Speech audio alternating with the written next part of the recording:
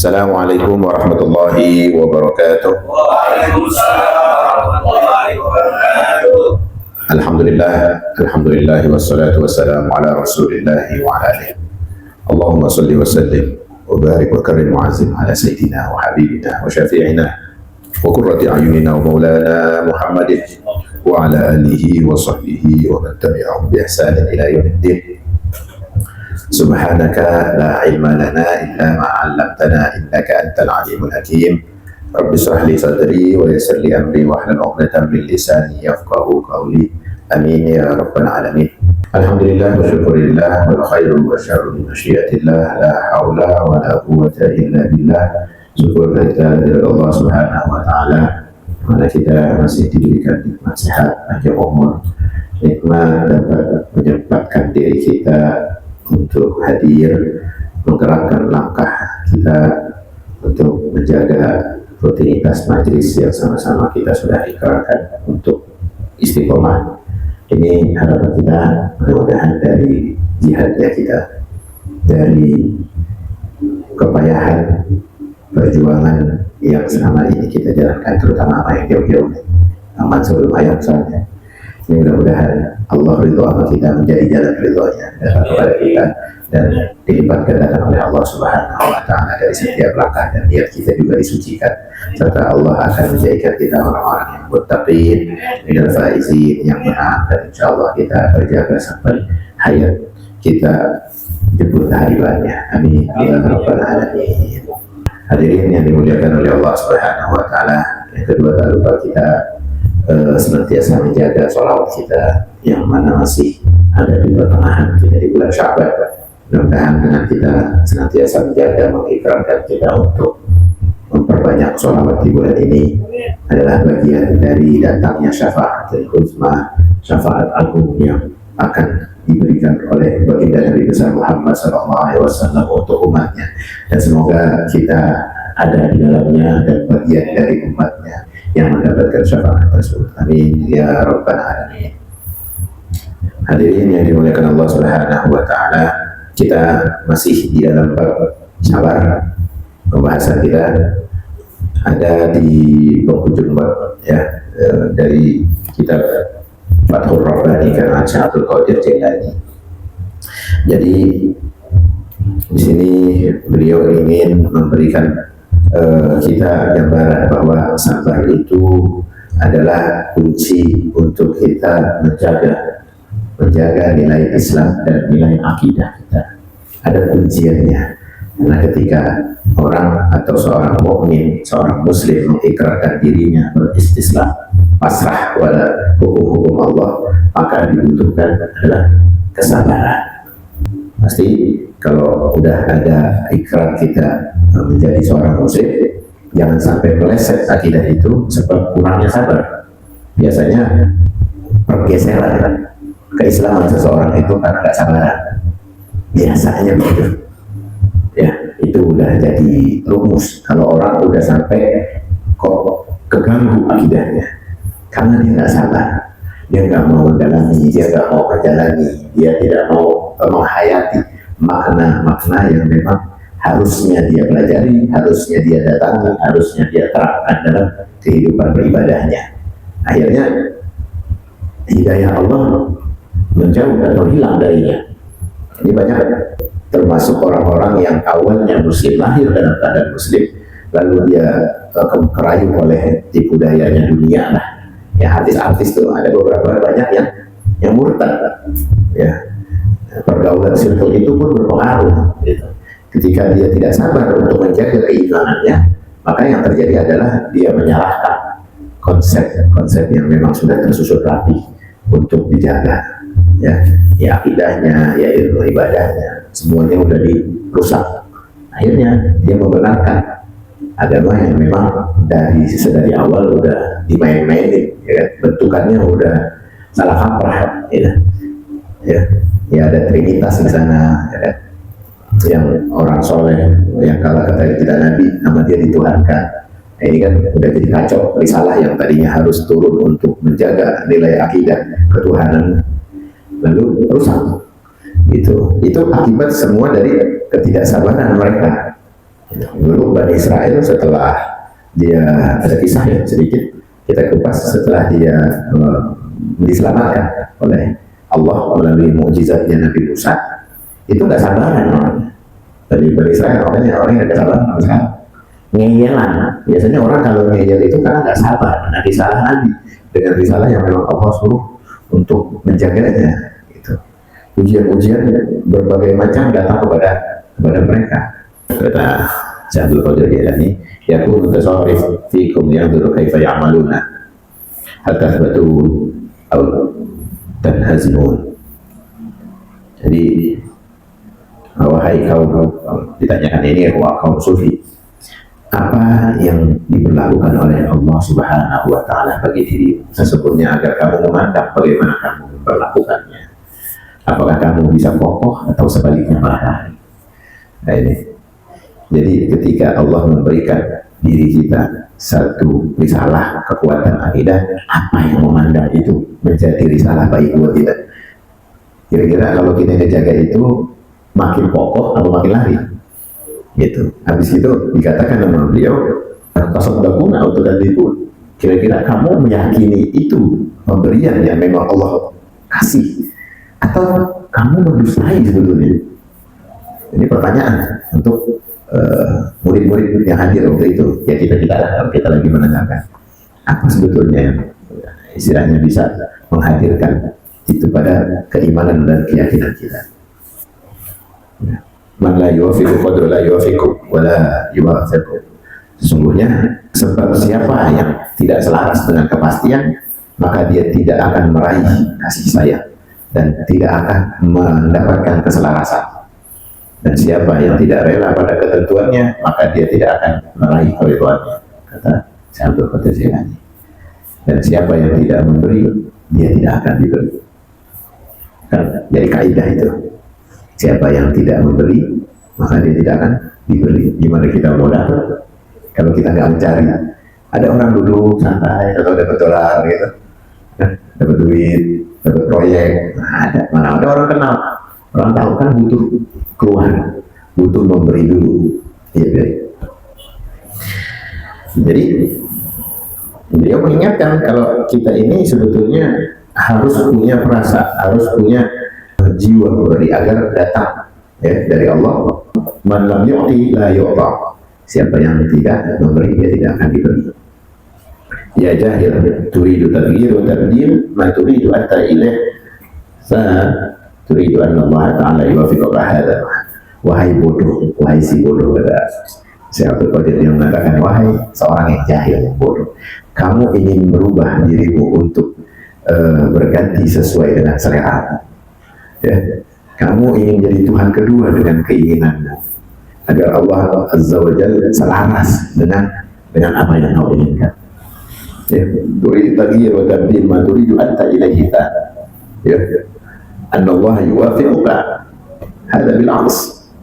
Nah, kita pengen orang yang dikatakan bodoh itu pengen menselaraskan Allah dengan diri, lalu membalik pandanganmu. Jadi kayak kita ini orang baik, udah Allah udah ngikutin kita gitu. Ya, kita yang menyamakan, menselaraskan akan dasar nafsu, dan itu namanya kebodohan kan. Syariat yang ada ini seolah-olah ngikutin kita, nyari dalil yang enak, nyari pembenaran misalnya. Ini kan bahaya. Beliau mengingatkan dan memanggil dia itu bodoh, wahai jahil ya. Ingin merubah diri berganti dengan sesuai kehendak Allah, tapi tidak ingin mengikuti. Dia ingin menjadikan nafsu itu Tuhan keduanya. Cuma berkamuflase doang ya. Yang pastikan bahwa selain kita bisa berkontra dengan diri kita atas nafsu kita, nah disitulah sesungguhnya ada kekuatan iman. Laulal aqdar lima araftu ta'awudul kadhibah ya. Jadi kalau tidak ada karena takdir Allah yang memang diberikan, maka tidak akan tahu klaim-klaim kebohonganmu. Kita kan sering menipu diri sendiri akhirnya. Ini bahasanya agak jelimet nih sebenarnya. Tapi kita perlu paham bahwa kalau orang udah tahu dirinya baik, atas apa nih baiknya? Memang petunjuk Allah yang dijaga atau memang dia yang coba berkamuflase di dalam kebaikan? Itu maksudnya. Ya. Kayak baik tapi enggak. Ya contoh kalau orang berpuasa bulan Ramadan, ya. Kalau aja ditanya diri ini nggak dengar kamu puasa, itu tuh yang dianggap gitu ya. Dia hanya mengikuti selera yang perintah itu ada nafsunya. Gak apa-apa, aku biar dibilang baik, atau biar ngikut-ngikut aja. Ini namanya kedalaman batin, supaya sifat jahil kita yang tadinya harus diresapi dengan kesabaran dalam iman ini bisa terbongkar karena kita melempar semua nafsu keburukan kita, nafsu amarah nafsu, ya kita buang jauh-jauh. Itu yang dimaksud beliau. Makanya pelan-pelan kita nggak nyertanya. Ini kalau yang dimaksud sama beliau agak kita terangin, rasanya juga agak jelimet juga nih orang pahamin. Masa ada orang taat sama Allah, ya kan? Lalu menganggap kita sendiri berdusta dan menjadikan nafsu itu Tuhan kedua. Lucu kan? Bukan yang dimaksud itu kita membohongi diri kita sendiri dengan perintah Allah yang hanya berkamuflase dengan nafsu duniawi. Pengen anggapan orang, gua kalau nggak puasa ini nggak enak kalau kata teman tuh. Dia bukan karena Allah, dia karena lingkungan. Ya kan kita lihat sekarang. Sampai orang dikasih tirai, oh nggak apa? Kakinya doang kelihatan itu. Keluar mah, dilepas mesin lagi. Gua lagi puasa nih lupa sahur. Puasa apa tadi kamu? Tadi mantap gua lihat sepatu. Kayak gitu. Ya. Dia masih menghambakan apa nafsunya menjadi Tuhan keduanya. Cuma ibadah sama anggapan. Misalnya ini dapat tugas piketnya, tugas apa? Itu betul-betul kita ini di pinggir jurang, ya. Di pinggir jurang bermakna selamat kita menuju pahala yang jauh agung yang luar biasa. Jatuh kita, maka jatuh dalam kenistaan, ya, dan kehinaan. Bukan disebut sekarang, bukan entah di hadapan Allah. Mungkin sekarang masih kelihatannya bagus-bagus aja, cakep-cakep aja. Karena kan ada media, ya kan? Ada foto, ya, ada podcastan, ya, beramal baik, nyumbang baik, apa, misalnya ngebantuin orang-orang yang kena musibah. Tanpa itu mungkin hilang semangatnya. Nah itu yang dianggap nanti tidak ada manfaatnya dan berada di pinggir jurang kenistaan. Zina, apalagi kalau ketahuan sebelum mati. Ya, kita tahu topengnya. Ternyata dia pura-pura, ternyata di rumahnya istrinya habis digambarin, ternyata anaknya gak ada yang disuruh sembahyang. Dia tuh kok kayak orang baik banget. Nah, coba. Ini yang bahaya, ini yang dikatakan ini, yang dimaksud sama beliau. Jangan akhirnya kamu tidak sabar dalam mentaati perintah Allah. Ya. Ada azan, tentara, akhirnya rebahan pindah ke waktu berikutnya. Secapek apa sih kita lawan? Ikhlas karena Allah, bukan karena orang. Jangan pas ada teman nunggu temannya, oh ya buru-buru mana? Ya, ada temannya lagi mana? Belum waktunya jam 11 misalnya Jumatan, paling dulu kan? Paling dulu. Mobil dulu mau mana Jumatan? Kan kita kan lagi katanya siapa yang paling awal pahala setiap langkahnya luar biasa. Ada teman cakap banget ngomongnya gitu. Tapi pas sendirian ya. Bininya nggak boleh dia marah. Bang bangun di mata dia perlu capek. Coba deh. Anaknya apa lagi? Bang, ayo mbak, azan Jumat ini mbak, bukan tunggu. Gue capek, lu nggak tahu. Duh, kan sama anaknya. Ini kan terjadi di zaman sekarang. Gitu. Ya sih nggak parah-parah banget maksudnya. Tapi ada ya kisah-kisah mungkin di kampung mana. Ya kayak begitu.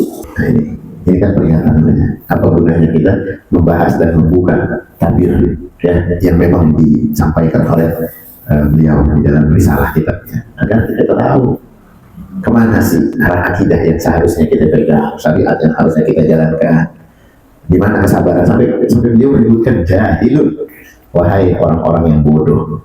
Mata-mata beliau itu masya Allah, rupanya bukan pada masa itu doang beliau mengatakan ya, masuk relevan berada nasihat itu di zaman yang sekarang ini. Rasanya kita waduh, kita kurang yang beliau.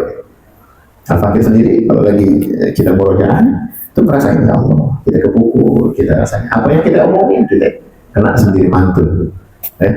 Ini jangan sampai ketika himbauan yang beliau sampaikan ini untuk kita, ya udah kita cermati, udah kita hayati, kok masih saja menjadikan nafsu kita sebagai Tuhan kedua.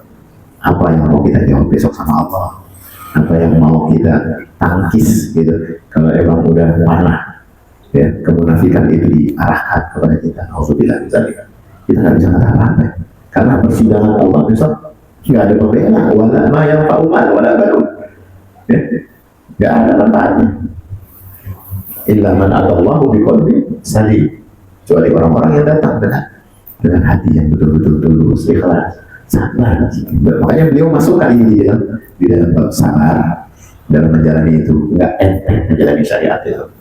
Ya, bila Allah memberikan limpahan cintanya kepada hal-hal yang kau benci, ya, maka tetaplah bahwa di sana dialah yang membuat cinta itu berlaku untukmu.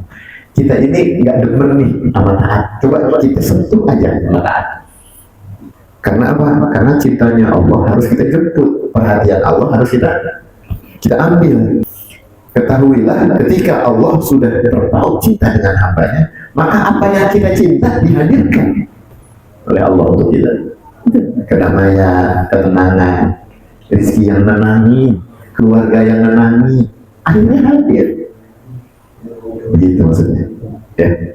Karena sejalan dengan hadis dari baginda Nabi besar Muhammad SAW, ya di sini dikatakan, "Hubbiba ilayya min dunyakum thalathun at-tayyib wan nisa wa ju'ila qurratu 'aini fi shalat. Hubbiba ilayhi ba'd wa tarku wa zuhd wa i'rad farra annaka qalbaka mimma siwahu hatta yuhibbahu wa ilayka ma siwahu min dhalik." Jadi Rasulullah bersabda, ada 3 hal dari duniamu yang membuat aku mencintai, ya, yaitu apa? Wewangian, wanita, dan kesejukan jiwa dijadikan pada aku dalam setiap sholat.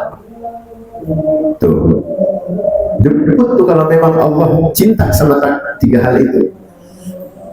Itu. Karena Allah sayang ketika kita ini menjadikan apa? Sholat kita, wewangian kita yang baik.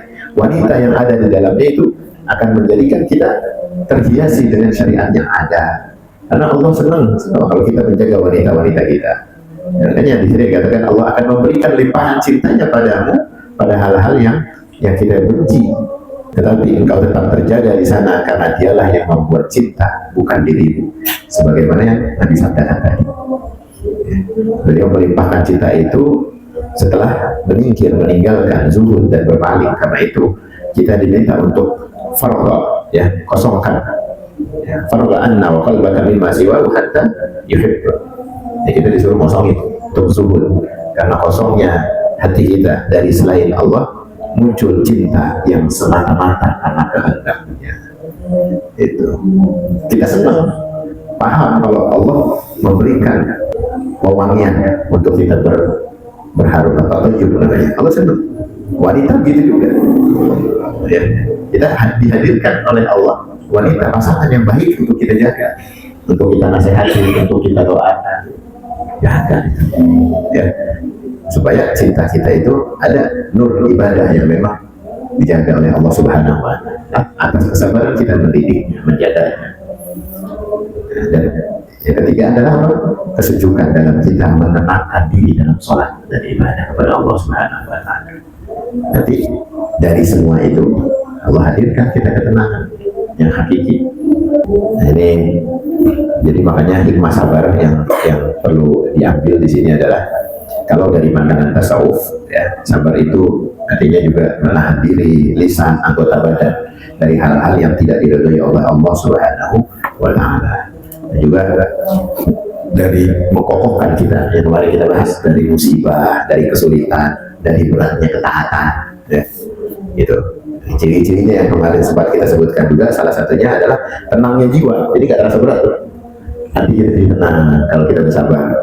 Pedih, rasa sakit, amal lelah pun gak terasa berat banget, karena kita udah menetapkan bahwa Allah bersama kita. Innallaha ma'as-sabirin. Ya, ada salah satu riwayat juga mengatakan as-sabru nisful iman. Ya, jadi setengah daripada iman itu adalah kesabaran. Sini ada satu riwayat dari Al-Quran dalam surat An-Nahl. wasbir wa ma sabruka illa billah, bersabarlah dan kesabaranmu itu hanya mendatangkan dengan pertolongan Allah Subhanahu wa taala. Kita kalau pengen tahu datangnya pertolongan Allah, sabar. Ya kayak awal-awal bab pertama kita bahas, ista'inu bisabri wassalah. Ya. Hanya pertolongan, ada dua pertolongan, yaitu dengan sabar dan salat. Kalau kita lagi berat banget dalam keadaan nggak bisa sembahyang, sabar masih bisa kita jadi senjata. Sabar masih bisa. Ini susah banget diatur nih. Sabar. Itu lagi dietnya. Mau sholat kan kayaknya buru-buru mau ngapain? Gue mau minta tolong sama Allah. Gue mau minta tolong sama Allah. Gitu. Mau sholat dulu, kelihatan banget jadinya kita ngambok ya. Nah, dia lagi ngomel kita. Iya, yakin aja. Kita cari jalan nanti pakai kesabaran. Karena dibalik itu ada pertolongan Allah Subhanahu wa taala. Ya, senjata kita yang pertama dulu kita sebutkan adalah mintalah pertolongan melalui sabar. Karena sabar itu amalannya agak lumayan tanpa wudhu, tanpa ritual ya. Karena orang kalau lagi sholat kan benar-benar harus khusyuk, tenang ya. Ini ada pertolongan Allah datang hanya dengan kekuatan sabar. Tahu ilmunya bahagia ini, gitu. Jadi makanya makin tenang. Kalau udah tahu ilmunya sabar, oh ya, dikit lagi Allah kasih menang nih, kalah dia dikit lagi dia, liatin aja, tungguin aja, nunduk dia mau kita gitu. Ya. Pasangan kita ya, entah itu suami atau istri, sama pakai ilmu sabar, minta sama Allah. Apalagi pakai senjata yang lain, yaitu sholat. Ya gitu. Dari sini Ibnu Athaillah juga berkata, orang yang ridho dia tidak berharap dari apa-apa yang Allah pilihkan. Nah, ini kaitannya ada sabar, ada ridho, ada tawakal. Ya, tawakal ini menyerahkan hasil sepenuhnya kepada Allah Subhanahu wa taala. Punya derajat. Di sini ada satu ringkasan pandangan tasawuf ya, dari aspek yang didenahkan. Pertama, ketika dalam fokus, misalnya kita sabar dalam menaungan sabar nih, kita itu kuat untuk menahan diri. Yang kedua, ridho. Ridho berarti kita menerima takdirnya Allah. Apapun yang terjadi kita ridho aja. Yang ketiga, tawakal. Tawakal yang paling tinggi. Tawakal itu menyerahkan hasilnya sama Allah. Ya, kalau sabar kan ada berat hatinya. Ya kan? Coba ada orang kalau sabar itu butuh diayomi sama Allah. Tenang, aku bersamamu, aku menuju kemenangan. Tapi orang yang ridho, tinggi lagi derajatnya. Dia kan lu nggak usah apa-apa, dia ridho orangnya, gitu. Berarti dia di atas sabar. Ada lagi yang lebih tinggi, apa? Tawakal. Ya. Makanya kita belajar jangan setengah-setengah, gak pakai timbang sabar dong. Tinggiin dikit derajat kita. Ya, ridho. Setelah ikhtiar, setelah kita bersabar, maka kita luahkan itu untuk ridho. Misal ada kondisi hati, ya tidak berat, tapi tetap tahan. Itu posisi apa? Berat, tapi tahan. Posisi apa? Itu posisi sabar. Sama perintah Allah nih, ya rasa berat, tapi tahan. Itu posisi kita masih sabar, masih pertama tuh. Derajat kedua, kalau dalam kondisi hati sama perintah Allah apa dada tuh, itu kalau orang itu diperintahkan sholat cepat datang, cepat kerja, apa lagi nggak sibuk. Yang pertama mungkin agak berat tapi tahan, itu masih kondisi sabar. Beda ya, kalau itu beda. Orang ridho itu apa? Udah diperintahin apa aja Pak Guru nih? Ini mah bukan sabar lagi sama dia. Ini tahapannya udah ridho, dia pasti lapang dada. Nah guru, siap guru, misalnya ini contoh nih, gini misalnya perintahin apa? Sama mata gitu.